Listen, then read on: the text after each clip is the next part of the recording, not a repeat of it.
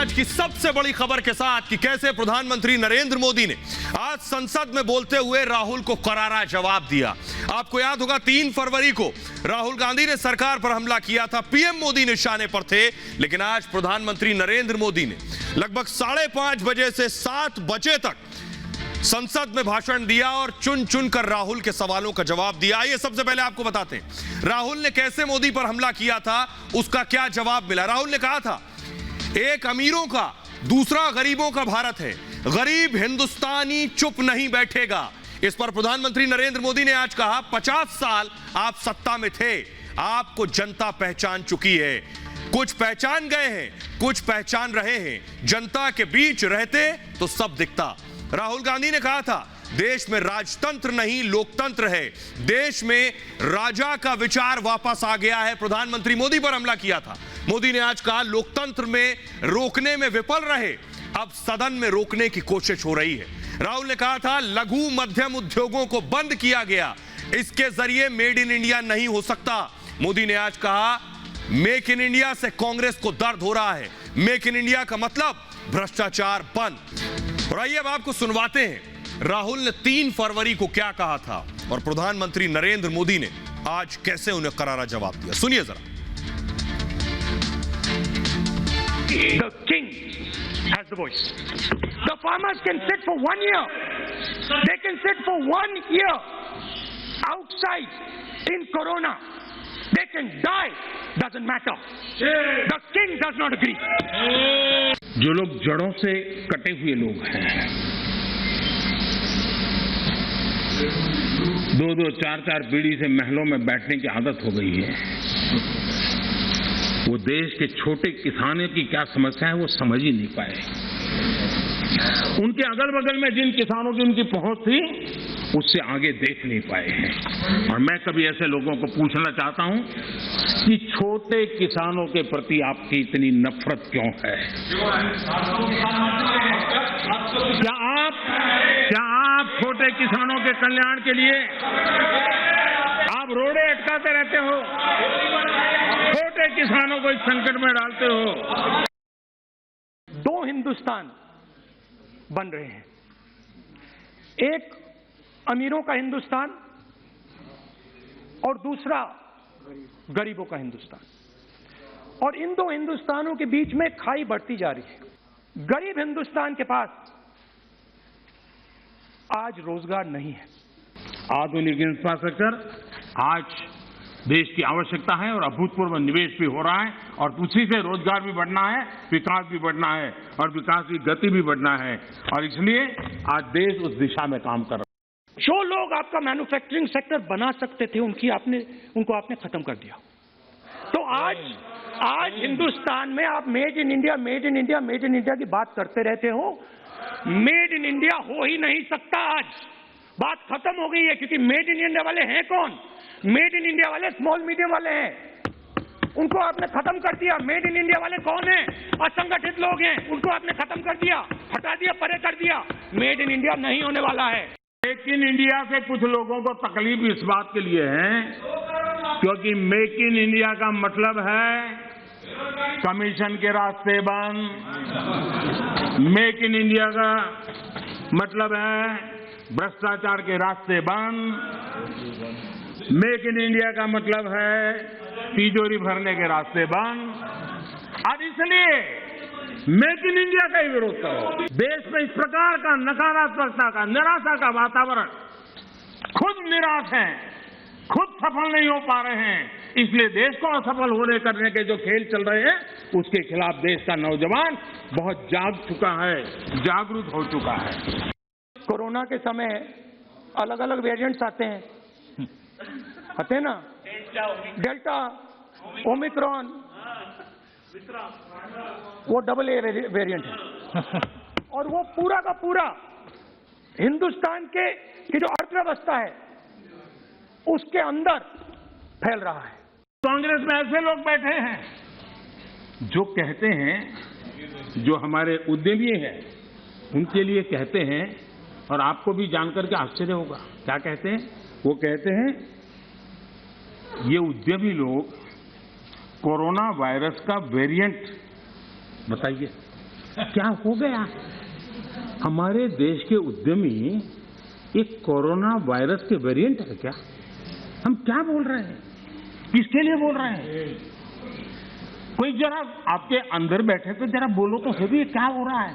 Party का नुकसान हो रहा है, कांग्रेस पार्टी का नुकसान हो रहा है। एक और अगली बड़ी खबर यह है कि उत्तर प्रदेश चुनाव अब और दिलचस्प हो चुका है, क्योंकि यूपी चुनाव में अखिलेश के साथ योगी के खिलाफ ममता दीदी आकर खड़ी हो गई है। जी हां, तस्वीर जरा मैं दिखाने जा रहा हूं। योगी को शिकस्त देने के लिए अब बंगाल का मॉडल यूपी में अपनाया जाने वाला है। जरा दूसरी तस्वीर दिखाऊं। दीदी लखनऊ पहुंच चुकी है। देखिए, लखनऊ में ममता बनर्जी पहुंची। एयरपोर्ट पर अखिलेश यादव खुद रिसीव करने के लिए पहुंचे हैं। तो यूपी में अब चुनाव की तैयारी यह है कि दरअसल ममता और अखिलेश मिलकर योगी को हराने का प्लान तैयार करके आए हैं। क्या है रणनीति? ममता बनर्जी क्या करने वाली है? चुनाव से पहले यूपी में ममता बनर्जी है, देर शाम लखनऊ पहुंच चुकी हैं और योगी के खिलाफ अखिलेश के साथ खड़ी हैं। 2 दिन लखनऊ में डेरा रहेगा।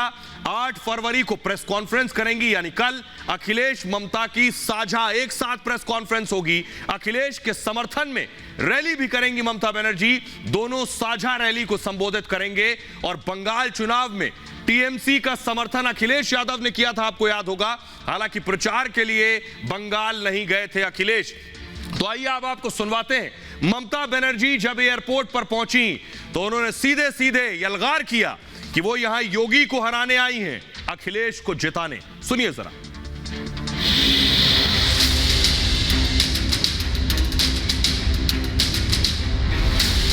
योगी के खिलाफ अखिलेश और ममता एक साथ मैदान में उतरने की तैयारी में है। ममता लखनऊ पहुंच चुकी हैं।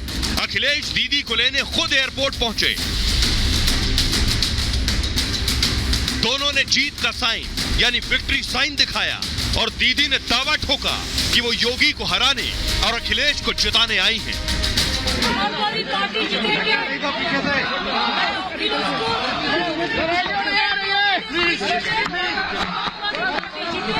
बीजेपी हारे, इसी के लिए मैं लखनऊ को बीजेपी को बंगाल में शिकस्त देने के बाद यूपी आई ममता को यकीन है कि वो यहां भी बंगाल दोहरा पाएंगी। आइए अब आपको बताने जा रहा हूं कि अखिलेश यादव के साथ ममता तो खड़ी हैं, उनके साथ कौन कौन आकर खड़ा है सबसे पहले ये देखिए। उसके बाद आपको बताएंगे कि अखिलेश किस एजेंडे पर चल रहे हैं। योगी के खिलाफ अखिलेश के साथ देखिए एनसीपी, आरजेडी और टीएमसी एक साथ आकर खड़े हो गए। आरएलडी, इसके अलावा राजभर की पार्टी एसबीएसपी और जनवादी पार्टी साथ आकर खड़े हो गए हैं। खुद शिवपाल की पार्टी पीएसपी, इसके अलावा एडीके और महान दल अखिलेश के साथ खड़े हुए हैं आकर योगी के खिलाफ। आइए अब आपको बताता हूं, अखिलेश दरअसल ममता बनर्जी के नक्शे कदम पर चल रहे हैं। उनको लग रहा है कि ममता की स्ट्रैटेजी के जरिए योगी को हराया जा सकता है। तो देखिए जरा, अब आपको दिखाने जा रहा हूं क्या है अखिलेश की रणनीति ममता के खिलाफ, योगी के खिलाफ। ममता ने खेला होबे शुरू किया तो अखिलेश ने खदेड़ा होगा शुरू किया। ग्राफिक्स को मूव करेंगे आगे। ममता ने कहा बीजेपी के खिलाफ ममता डटी रही तो अखिलेश भी इस वक्त अकेले खड़े हैं। ममता बनर्जी ने बंगाल चुनाव को बीजेपी वर्सेस टीएमसी बना दिया। अखिलेश यादव भी इस चुनाव को बीजेपी बनाम सपा बना चुके हैं। ममता बनर्जी ने बंगाल चुनाव में अस्मिता पर लड़ाई लड़ी, बंगाली अस्मिता पर ममता ने चुनाव लड़ा, तो अखिलेश यादव भी उत्तर प्रदेश बचाने की लड़ाई के नाम पर चुनाव लड़ रहे हैं। ममता ने कहा बंगाल की बेटी है बनाम बाहरी, यानी बंगाल की बेटी बनाम बाहरी की लड़ाई लड़ी, तो अखिलेश कह रहे हैं योगी को बाहरी बता रहे हैं, योगी को कह रहे हैं उनका ताल्लुक उत्तराखंड से। ममता ने कहा किया अपना गढ़ मजबूत किया ममता बनर्जी ने बंगाल को। अखिलेश यादव यादव लैंड पर पकड़ बना रहे हैं। अखिलेश ने भी मैनपुरी को चुना अपने गढ़ को, ममता बनर्जी ने भी नंदीग्राम अपने गढ़ को चुना था और वहां जाकर चुनाव लड़ा था। आइए मैं आपको तस्वीरें दिखाने जा रहा हूं, वो तस्वीरें देखिए जरा।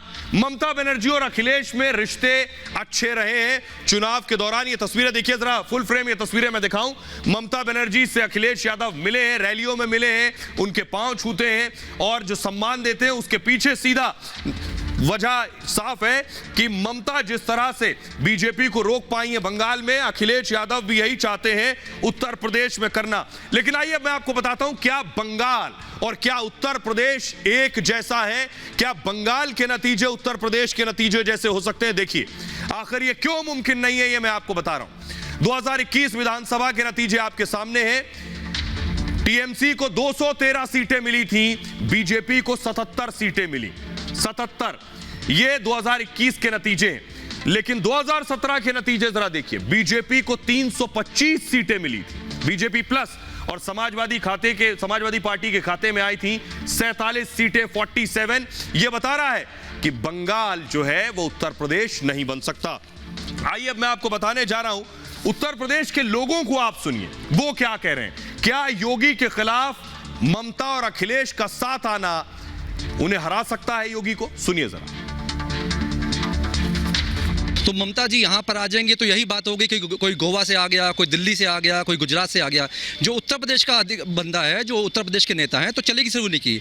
अब ये एक नेता तो मैं इनको नहीं बोलूँगा, एक महिला है जो बाहर से आई है और चुनाव में डिस्टर्ब करने के लिए और कहीं ना कहीं लड़ाई झगड़े का माहौल बनाने का प्रयास करेंगे, उससे कुछ नहीं कर पाएंगे। नहीं, ममता जी यहाँ कुछ नहीं कर पाएंगी, क्योंकि यहाँ योगी राज है, यहाँ गुंडे पहले ही से जेल के अंदर बंद हैं। ममता जी ने वहाँ पर गुंडों को आगे करके वहाँ हर सीट जीतने का प्रयास किया था। यहाँ गुंडे ऑलरेडी अंदर बंद हैं, यहाँ पर पब्लिक स्वतंत्र होकर वोट डालेगी और यहाँ योगी जी को फिर से सरकार बनाएगी। ममता के आने से किसी प्रकार इनके ऊपर प्रभाव पड़ेगा, क्योंकि ममता जी का यहाँ अस्तित्व भी नहीं है और ममता जी का यहाँ पे किसी प्रकार का एक भी कार्यकर्ता नहीं है, तो हमें नहीं लगता है कि उनके आने से किसी प्रकार का कोई प्रभाव पड़ेगा उत्तर प्रदेश में। देखिए, ममता बनर्जी के योगी आदित्यनाथ के सामने आने पे कोई चुनौती नहीं मिलेगी। ममता का बंगाल नहीं है, योगी का यूपी है। यहाँ पे संविधान के हिसाब से जनता चलती, संविधान के हिसाब से उत्तर प्रदेश चलता है। देखिए, उत्तर प्रदेश में पिछली बार भी बुआ बबुआ आए थे, बुआ बबुआ के पहले 2 लड़के आए थे नौजवान, इस बार 2 लड़के आए हैं, तो उनके साथ एक लड़की भी आ जाएगी, तो हमें कोई लगता है कि नहीं है कि चुनौती कोई होने वाली। वहाँ वो गुंडों को लेकर के चुनाव लड़ी थी, यहाँ गुंडों को लेकर के चुनाव नहीं लड़ेंगे। ऑलरेडी गुंडे योगी सरकार में, योगी बाबा जी ने जेल में बंद रखे हैं। और आइए अब आपको बताने जा रहा हूं कि उत्तर प्रदेश में बंगाल दोहराना क्यों नामुमकिन है। देखिए जरा, सबसे पहली वजह मैं आपको बताने जा रहा हूं, वजह है ये, बंगाल उत्तर प्रदेश की राजनीति अलग अलग है। बंगाल दीदी का दुर्ग है, लेकिन उत्तर प्रदेश में ममता बनर्जी का कोई प्रभाव नहीं है। बंगाल में तृणमूल कांग्रेस का दबदबा है, यूपी में दीदी का कोई जनाधार नहीं है। 3 बार बंगाल जीतकर दीदी जरूर मजबूत हुई, लेकिन उत्तर प्रदेश के 75 जिलों में संगठन तक नहीं है। यूपी चुनाव न लड़ने का ऐलान किया था दीदी ने, कोई उम्मीदवार नहीं उतारा ममता बनर्जी ने।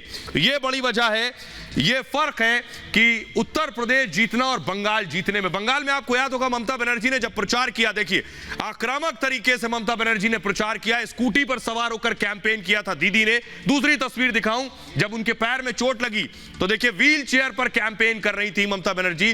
फुल स्क्रीन जरा लीजिए, उसके बाद आपको बताता हूं दीदी की रणनीति क्या है। दीदी अभी लखनऊ पहुंच चुकी है। दीदी ने इस तरह से बंगाल में कैंपेन किया, चुनाव जीता, लेकिन उनकी नजर है 2024 पर। वो लखनऊ में आई हैं, लेकिन लखनऊ के जरिए वो दिल्ली का रास्ता तय करना चाहती हैं। तो आइए अब आपको बताता हूं कैसे 2024 का प्लान ममता बनर्जी ने बनाया है और क्या इस जरिए से वो 2024 के लिए सबको एकजुट कर पाएंगी। तो ये ममता का 24 प्लान। यूपी के रास्ते 24 पर नजर है, यानी लखनऊ के रास्ते दिल्ली पर नजर है। क्षेत्रीय दलों को साथ लाने की कोशिश कर रही है ममता बनर्जी। बीजेपी, गैर बीजेपी और कांग्रेस दल एक साथ आएंगे। ममता खुद को विकल्प बनाना चाहती हैं और मोदी के खिलाफ दावेदारी मजबूत करेंगी ममता बनर्जी। मोदी के खिलाफ खुद को भरोसेमंद दिखाना उनका मकसद है। अखिलेश इससे अहम कड़ी हो सकते हैं इसमें। 2024 में मोदी के खिलाफ लड़ने का ऐलान किया था दीदी ने, वाराणसी में टक्कर देने की बात कही थी। ऐसे में अखिलेश का साथ बेहद जरूरी हो जाता है। यह है दीदी का 24 प्लान। तो आइए खबरों में आगे बढ़ते हैं। अब आपको बताने जा रहे हैं एक और बड़ी खबर। बात चुनाव की हो रही है उत्तर प्रदेश से, आपको लिए चलते हैं पंजाब। और पंजाब में कल बड़ा भूचाल आया, सियासी भूचाल, कि सिद्धू के वो गुगली मिल गई। सवाल ये, अब क्या करेंगे सिद्धू के पास विकल्प कहां बचे? ये देखिए जरा, ये तस्वीर देखिए। राहुल ने हाथ उठाया, सिद्धू समझ नहीं पाए ये हुआ क्या, क्योंकि चन्नी के नाम का ऐलान हो गया। तो सबसे पहले आज मैं आपको बताने जा रहा हूं कि सिद्धू अब करेंगे क्या, सिद्धू के पास रास्ता क्या बचा है, सिद्धू कहां जाएंगे। देखिए जरा, ये है सिद्धू के पास विकल्प। पहली चीज, कांग्रेस में अब सीएम का स्कोप सिद्धू के लिए खत्म हो गया है। बड़ी बात, बीजेपी सिद्धू को घास नहीं डाल रही है क्योंकि उनकी अमरिंदर सिंह के साथ गठबंधन हो चुका है। आ जाइए अकाली दल पे, तो अकाली दल से 36 का आंकड़ा पहले ही चल रहा है, वहां नो एंट्री है, सुखबीर बादल खड़े हैं। आम आदमी पार्टी, जहां पहले बातचीत चल रही थी तो आम आदमी पार्टी ने भगवंत मान को उम्मीदवार बना दिया है, तो वहां भी रास्ते बंद हो गए हैं। अब सिद्धू के पास देखिए विकल्प ये है कि सिद्धू टीवी शो में लौट सकते हैं, जैसे पहले टीवी शो में थे। सिद्धू ने कल इसके संकेत भी बाकायदा दे दिए थे, कहा वो हंसकर लाखों कमा लेते हैं, और सिद्धू की पत्नी भी ऐसा बयान दे चुकी हैं। तो क्या सिद्धू वापस पॉलिटिक्स छोड़कर टीवी में जाएंगे? टीवी शो से 1 घंटे में 25 लाख रुपए सिद्धू कमा लेते थे, क्रिकेट कमेंट्री से भी अच्छी आमदनी होती थी। तो सवाल यह है, क्या सिद्धू सियासत का दामन छोड़कर वापस उसी जगह जाएंगे? लेकिन आपको बताऊं, सिद्धू के नाम का नहीं, चन्नी के नाम का अनाउंसमेंट हुआ, लेकिन पंजाब कांग्रेस में क्या हुआ देखिए। यह ग्राफिक्स के जरिए मैं आपको दिखाने जा रहा हूं। जाखड़ ने एग्जिट का बोर्ड लगा दिया, ये आपके सामने। जाखड़ ने लिखा, कुछ सहयोगियों के साथ काम करना मुश्किल हो गया है, मैं इस्तीफा दे रहा हूं। सुनील जाखड़ ने इस्तीफा दे दिया, मैं बहुत कर चुका हूं, और लेकिन मैं कांग्रेस पार्टी का अभिन्न अंग हूं, पार्टी जो भी जिम्मेदारी देगी उसे निभाऊंगा, यह कहना है सुनील जाखड़ का। सक्रिय चुनावी राजनीति छोड़ रहा हूं, ठीक चुनाव से पहले यह फैसला लिया। आइए अब आपको दिखाने जा रहा हूं कि सिद्धू ने सोचा नहीं था कि उनको यह दिन देखना पड़ेगा। पहले अमरिंदर की वजह से वेटिंग में रहे, अब चन्नी की वजह से वेटिंग में है। जरा रिपोर्ट देखिए।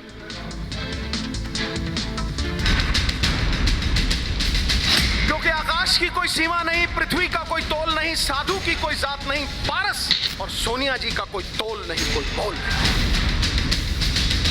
पंजाब के chief ministerial candidate Charanjit Singh Channi ji. Rahul ने चन्नी के नाम पर मुहर लगाई, सिद्धू के चेहरे का रंग उतर गया। लेकिन सवाल ये कि आखिर ऐसी नौबत आई क्यों? दरअसल कम वक्त में ज्यादा से ज्यादा हासिल करने के चक्कर में सिद्धू ने जो रास्ता अपनाया वही भारी पड़ गया। नदी की बाढ़ के अक्सर सब झुक जाया करते हैं, है समय बड़ा तूफान प्रबल, पर्वत भी झुक जाया करते हैं। सिद्धू 14 साल तक बीजेपी में रहे, पार्टी ने लोकसभा और राज्यसभा में सांसद बनाया।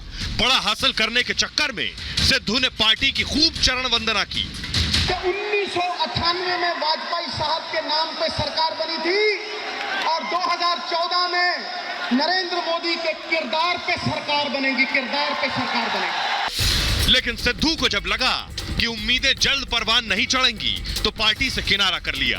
आम आदमी पार्टी से बार्गेनिंग करने लगे, लेकिन वहां भी बात नहीं बनी। आम आदमी पार्टी ने उन्हें सीएम उम्मीदवार बनाने से इनकार कर दिया। तब सिद्धू कांग्रेस में अपनी किस्मत आजमाने पहुंचे। लगा कि अमरिंदर के बाद उनका ही नंबर है और वो अगले सीएम हैं। लेकिन सिद्धू की ये चरण वंदना वहां भी काम ना आई। तमाम धमकियों के बावजूद पार्टी ने उन्हें किनारे लगा दिया। हालात ये हो गए हैं कि अब तक जो सिद्धू आला कमान को धमकी दे रहा था वो अब गिड़गिड़ाते नजर आ रहा है। मेरे इश्क ने पंजाब दी भलाई मंगी, इस करके दर्शनी घोड़ा ना बना के सिद्धू नूं खड़ा करियो ते मैं तुहाडी सेवा हर तरह दी कर लूंगा। पर ऐतकी सिद्धू दर्शनी घोड़ा नहीं बनेगा, रेस जिताउण वाला अरबी घोड़ा जे कमजोर भी हो जाए खोतियां दे अस्तबल नाल तगड़ा हुंदा है। लेकिन सवाल यह है कि सिद्धू ने वक्त के हिसाब से रंग बदला है। सिद्धू को जानने वाले दो टूक कहते हैं कि उन पर भरोसा करना खतरे से खाली नहीं है। तो क्या खेला अभी बाकी है? आइए अब आपको बताते हैं कि चन्नी सिद्धू पर भारी क्यों पड़े, सिद्धू का पत्ता क्यों कटा और चन्नी की एंट्री कैसे और क्यों हो गई, ये आपके सामने वजह। सिद्धू देखिए जरा, लगातार आला कमान को चुनौती दे रहे थे, लेकिन चन्नी गांधी परिवार के भरोसेमंद बने रहे। सिद्धू चन्नी पर हमला बोलते रहे, लेकिन चन्नी चुपचाप काम करते रहे। सिद्धू बड़बोले नेता थे, इस तरह की उनकी छवि बन गई, लेकिन चन्नी गंभीर और सुलझे नेता की छवि उन्होंने सामने रखी। सिद्धू बगावती तेवर दिखाते रहे, लेकिन चन्नी हमेशा डिसिप्लिन्ड और अनुशासन में रहे। जट सिख वोटर केवल 19% है, लेकिन दलित वोटर 32% है, तो कांग्रेस ने उस पर दांव लगाना बेहतर समझा।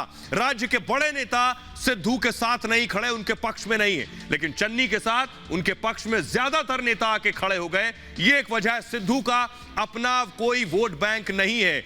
अकाली बसपा गठबंधन की काट चन्नी में नजर आती है, और सिद्धू ने सबको एक करके नहीं चले, सबको जोड़कर नहीं चले, सबको बांटने की कोशिश करते रहे, चाहे वो अमरिंदर के खिलाफ हो या चन्नी के खिलाफ। आइए पंजाब के लोगों को आपको सुनवाते हैं, वो क्या कह रहे हैं सिद्धू और चन्नी पर, सुनिए जरा।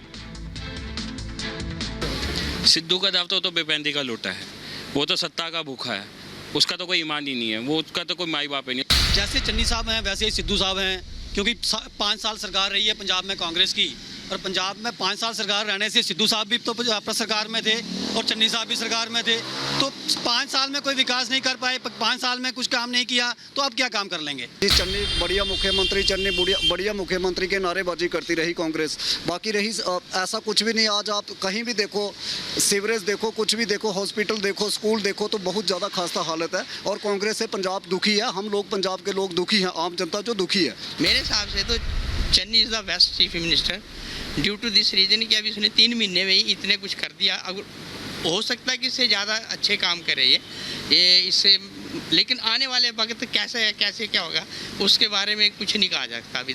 तो सवाल ये है कि सिद्धू का नहीं पता, सीधे जा रहे सिद्धू कब कहां मुड़ जाएं कोई नहीं जानता। तो सवाल ये है, चुनाव बाद सिद्धू क्या करेंगे, नतीजे आने के बाद सिद्धू क्या कर सकते हैं। सिद्धू से कांग्रेस को हमेशा खतरा है।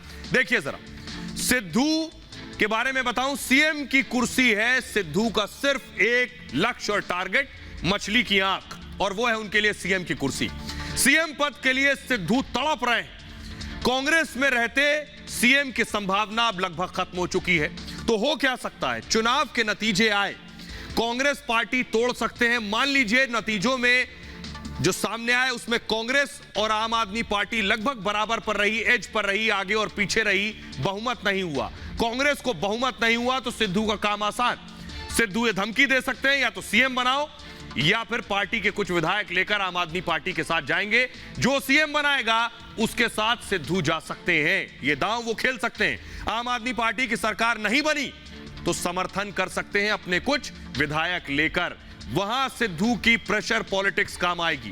छोटे छोटे दलों की जीत से भी उनका काम आसान हो जाएगा, इसलिए सिद्धू ये बड़ा दांव खेल सकते हैं। तो आइए खबरों में आगे बढ़ते हैं। अगली आज की बड़ी खबर यह है कि असदुद्दीन ओवैसी पर जो हमला हुआ उस पर घमासान जारी है। आज खुद गृह मंत्री अमित शाह ने ओवैसी से विनती की कि आप सिक्योरिटी ले लीजिए। जरा ये तस्वीरें देखिए, ओवैसी पर जो हमला हुआ था, ये वो तस्वीरें मैं आपको दिखा रहा हूं, लेकिन आज इस पर खुद गृह मंत्री ने संसद में भाषण दिया, संसद में जवाब दिया।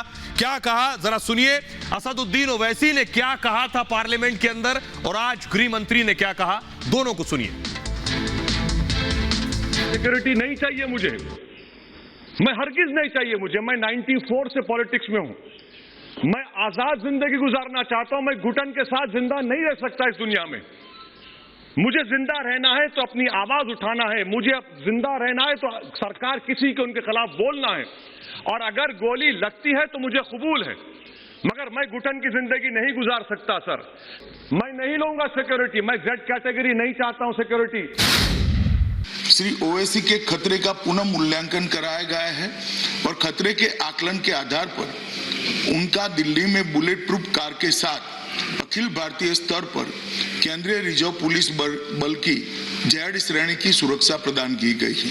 हमारे पास जो मौखिक सूचनाएं श्री ओवैसी के द्वारा भेजी गई, उन्होंने अभी भी सुरक्षा लेने से इनकार किया है। मैं सदन के माध्यम से श्री ओवैसी को विनती करना चाहूंगा कि वो तत्काल सुरक्षा ले ले और हम सबकी चिंता का समाधान करें। आप इंसाफ करिए सर, उस पर यूएपीए लगाइए। और इनके दिमाग कौन है, 2 लोग रेकी करते हैं, उनको मालूम कि मीरठ किठौर से आ रहा हूं उस टोल गेट पर, और 6 फीट के फासले पर गोली चलाते हैं। तो आप देख लीजिए सर, आप सरकार के हवाले, अगर आप इंसाफ करना चाहे आप इंसाफ कर सकते, मगर रेडिकलाइजेशन आपको नुकसान पहुंचाएगा और इससे राइट विंग टेररिज्म बढ़ेगा। श्री ओवैसी का जनपद हापुड़ में पूर्व से कोई कार्यक्रम नियत नहीं था, और न ही आवागमन के बारे में कोई पूर्व सूचना जिला नियंत्रण कक्ष को भेजी गई थी। श्री ओवैसी घटना के पश्चात सुरक्षित दिल्ली वापस पहुंच गए। जनपद के वरिष्ठ अधिकारियों द्वारा घटनास्थल का निरीक्षण किया गया। विवेचना के क्रम में स्थानीय पुलिस ने त्वरित कार्यवाही करते हुए 2 अभियुक्तों को गिरफ्तार किया और उनसे 2 अनधिकृत पिस्तौल प्रत्येक से एक और एक ऑल्टो कार की बरामद की गई है। घटनास्थल और वाहन का फोरेंसिक्स टीम द्वारा सूक्ष्मता से जांच किया जा रहा है और साक्ष्य एकत्रित किए जा रहे हैं। दोनों अभियुक्तों से उत्तर प्रदेश पुलिस द्वारा पूछताछ की जा रही है। मुझे ए कैटेगरी का शहरी बनाइए आप। फिलहाल ये भारत की बात है में इतना ही। आप अपना बहुत ख्याल रखिए। एक छोटे से ब्रेक के लिए रुक रहे हैं, लौट रहे हैं कुछ और बड़ी खबरों के साथ।